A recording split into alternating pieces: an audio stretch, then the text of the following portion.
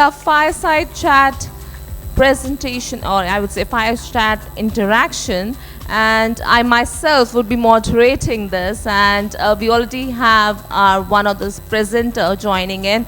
So the topic is business growth through executive branding, strategies to unleash the full potential of your company.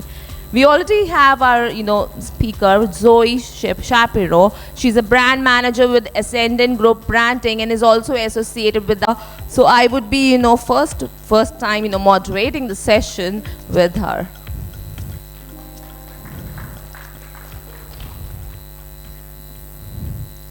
So all right, so Zoe, if we, to begin with, I just wanted to have, quick introduction of yours, so that we can start out with the interaction. Of course. Thank you guys for having me. My name is Zoe Shapiro. I'm a brand manager at Ascendant Group Branding, where we specialize in CEO branding and PR.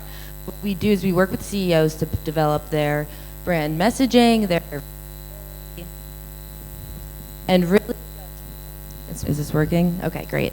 And really just give them a full picture of brand for social media and stuff like that. All right, being a CEO of the company, I would say, CEO branding is, very much important, and it plays a very, important and critical role nowadays. And it also demonstrates your unique perspectives, your skill sets and objectives. So my first question to you, that is, if I would like to ask that if you can explain me that why CEO branding is so critical in today's business landscape. Of course, yeah. So my creative director, Chris Collins, always tells me, get branded or get labeled. It is so important in today's business to either create your image or let someone else do it for you. And do not want someone else to do it for you. With cancel culture and everything going on, it's really concerning if the social media world and the online world can take control of your image. So what CEO branding is, it is branding a company through giving it a face and humanizing it through the CEO's passions, values, and missions. A reputation of your company equates to the reputation of your CEO. So they're interchangeable. You need to have a strong reputation. I want you guys to think about a CEO that maybe you've worked for, or the first one that comes to your mind. What do you think about when they come to your mind? Is it like, is it a good, when you think about it, do you think positively on it, or is it negative thoughts? When you think of Elon Musk or people like that, they really have a strong presence online, and that is why it's so important to have CEO branding. That's great, good to know about it. So what does, H2H, I think H2H is human-to-human branding, yes, right? Yes, it is. And what, if you can elaborate more on that, and what does it mean, and how does it differ from the traditional branding, activities which you're doing it? Of course. So I'd like you all to raise your hand if you're a human. Just, yep, I think we all are, I'd assume. Hopefully AI, and I think humans form relationships through genuine interactions, trust, and empathy, right? So it's kind of what CEO or H2H, human-to-human branding is. It's allowing you to develop a relationship with the customer and company through trust, genuine trust. It's really no different than when you make a friend. When you meet someone for the first time and you're like, I think I like you, we should hang out, and we hang out, we build, I learn what they like, I learn what they don't like. We keep on hanging out, and we really form a friendship. That is what H2H branding is, and it allows you to have a continual relationship with the customer. So instead of, if a brand makes a mistake or something happens, while cancel culture is on the rise and people might say, no, I'm done with them, when you form a relationship, a friendship with your customers, they're more willing to go with the ebbs and flows with you and be a positive relationship. Yeah. So as I'm the CEO of DIGITALCONFEX, what does it mean to be a face of a business? So how do you would like to imply that? It's a lot of responsibility, as I'm sure you know. And I'm sure if you're in the C-suite too, it feels like a lot of responsibility. It is, and if you're not the face of the business, you should be. Everyone can be a face of their own image. So what it really is a visual aspect of your company. There's really 5 reasons why you want to. The first 2 is trust and person genuine interaction. The other 3 that I want to talk about is it increases engagement. So when you are the face of the business, you are able to connect with the consumer more by when you hear someone's voice or see their face, they're more likely to remember your message and resonate with you. Also, you can get, it allows you to have thought leadership. So thought leadership is when you're able to share your message out. And if you're the face of the business or a C-suite executive, you have industry knowledge and you have things to say. So it's so important to share that through, speaking up here like we all have done today, and networking, writing articles. There's so many ways to do it, and you really just want to spread your message. The last is to differentiate yourself from the crowded marketplace that is our state of the world, I guess. You want to show your personality and show who you are, because at the end of the day, people are going to resonate more with you when you show your true self. Yeah. So what, it was told that you're sometimes called Magic Joey. So what does that all about? Yes, so that did happen, and I will say it's not entirely true. I want to owe a special thanks to my friend AI, specifically ChatGPT. How this went down, or what happened, was copywriting in my work. So whether it's writing articles, creating content, writing articles, website copy, I do a lot of writing, and it ends up I use a lot of AI to help me do it. So when I sent my work to a client, they came back and they said, "You're Magic Zoe," and I was like, "That's great," but honestly, I kind of felt a little weird by that, because I used AI and in my work while I did it. So was it really what I did? Was what I think it's okay. But yeah, so it was a lot of, I had weird feelings about it, as I'm sure you guys do when you use AI in your work. Is it really authentically what I'm doing, or is it something else? So it made me start to think, and what my big takeaway is that AI is such a great tool to speed up your process and to get your work done quicker and more efficiently, but you cannot take the human element away from AI. AI does not have empathy. It does not have sarcasm. It does not have humor. So you really need to make sure that you use AI, because as this conversation that we've had today, AI is a great and powerful tool, but the way that I look at it is with AI, you're not as much a copywriter anymore, but you're a copy editor. You want to infuse the human back into your work. All right.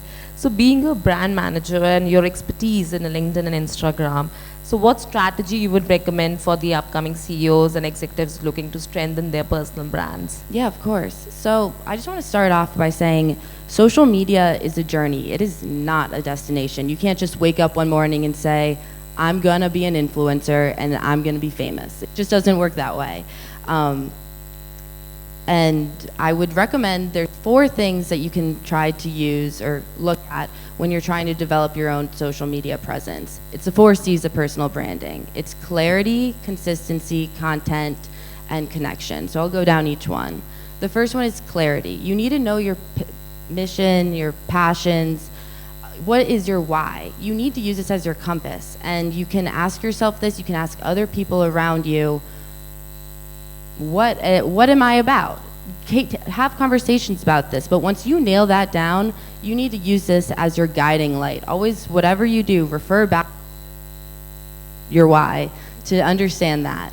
The second one is consistency. You can't post every other month and just expect to have a presence. You need to be consistent in your post, and with AI, and you have a content calendar, but what I recommend for my clients is to post 2 to 3 times a week on whatever platforms makes them. If you want LinkedIn, that's a different platform than Instagram, and they're a different audience. I'm from the States, so what I recommend my clients, and the best time for us to post on LinkedIn is 9 a.m. Tuesday, Thursday, because you get a 2-day period of people seeing it. I think we might need to Google what that is for Malaysia, but there are those ways to find that out. And with Instagram, you can make yourself a business account or turn on your analytics so you can see for yourself what are the best times to post and when your is going to see it mostly. The third thing is content. Content is the currency of our day and age, as we've talked about today. So you want to just make sure that your content is resonating back to your mission and values. What I recommend to do is to have 2 to 3 topics that are your overview, and you do not stray from them, because you do not want to have a million things going on, because people might not really understand what you're about. You want to be an expert in a few things, not everything. So yeah, 2 to 3 ideas, and make sure they go back to your clarity. The last one is connection. You can do all of this, but if you're not really connecting with your audience, there's no point. You need to make sure that you're engaging and seeing what they want, because maybe what you think they want isn't it. The way that I really try to do this with making engaging content and connecting with the audience is a 3-step thing. So it's for all your captions and content you write, you want to have a hook, a value, and a call to action. So if I were to write a post about speaking here, my hook would not be, I had a great opportunity to speak at this conference, because no one really, but what would people want to read more? Instead, I could say the human-to-human element of this talk, or human-to-human, more important than anything else. Then my value would be this conference. I had a great time being able to talk with attendees and people at DIGITALCONFEX today about this. You want to add your value after you kind of draw someone, give them something they can't really argue about. The call to action at the end should always be a question to engage them. Get people to comment. Questions are the best way to do that. So, yeah. So as you know, that storytelling helps you build a better brand of yourself and, highlighting your unique skills. So what do you think, personally, what do you think that how it can, enhance the personal branding, and what elements make a brand story truly resonate? Yeah, we've talked a lot about storytelling today, and I guess I should just start off with the story. So I have a client who has stories that should be told far and wide in this world. They're a biotech, physics, AI company that is changing the scope of drug discovery as we know it. To make it short, they are curing the incurable, fixing the unknown, and I'm not gonna say I'm an expert on this and fully know what they're doing, but I was able to, they're getting a patent about thrombin inhibitors. Does anyone know what that is, a thrombin inhibitor? Yeah, I didn't either.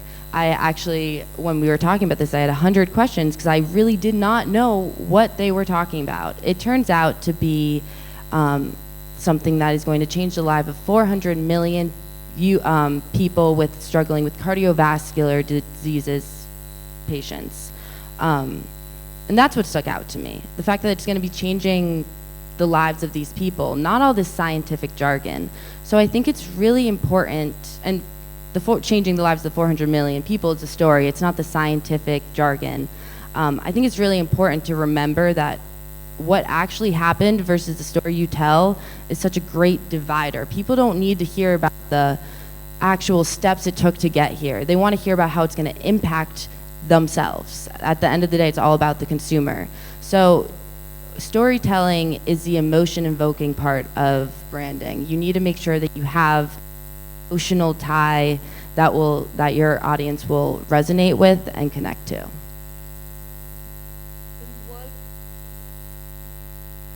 So in the world of branding, so what role does authenticity play? And how can individual ensure their personal brand remains authentic? Yeah, 86% of consumers would rather, or would choose a brand that's authentic versus a brand that's not. They value this so much, and authenticity is really the most important part. You're in a world that's being run by tech and AI. It's nonstop everywhere, and AI stands for artificial intelligence, not authentic intelligence. We need to make sure that we need to make sure that we don't lose this side of ourselves with everything trying to be we want to make sure that we don't lose the side of ourselves that really count, the imperfections. Everything can be so perfect now with AI and all the new things that are coming out every day. So we need to kind of reverse that back and make imperfection perfect, because at the end of the day, humans are not perfect, and we don't want to, I personally don't want us to be, and I think that showing these imperfections really elevates yourself. All right. So the last question would be, being a CEO of company, CEO of DIGITALCONFEX, what kind of recommendation that you would like to give, as far as the CEO branding is concerned? Yeah, of course. I think the most important thing is to just think to yourself and think, what do I have to share with the world? Because even if you're not a CEO, you have something that people want to hear and that you deserve to share to the world. So think about what you value and what you're passionate about and share it. Like, you have so much available to you, whether it's AI helping you make this content, or you can pitch yourself on the media. You can do a million things to recognize the fact that we all have a story and that we all can share it and make an impact on other people. All right, thanks, Joey. And what would be, like the key takeaway for this particular, topic that we discussed, and how do you like to conclude it? Of course. I would just like to say that we're talking so much about AI and authenticity and storytelling today, and I think it's just really important to remember that what we're doing right here, right now, is the key. Having these conversations and being able to share it and talk with each other is the most important thing, and that will never go away.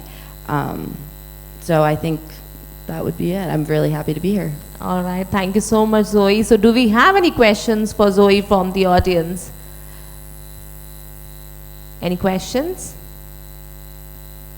All right, so can we have a big round of applause for Zoe for the wonderful fireside chat interaction. So Zoe, can you just be here?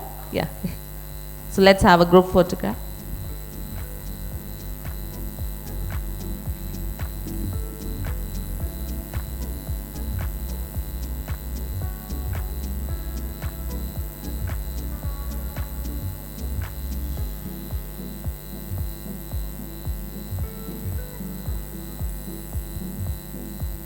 I request Ms. Meetali to present certificate to Zoe. Round of applause, guys.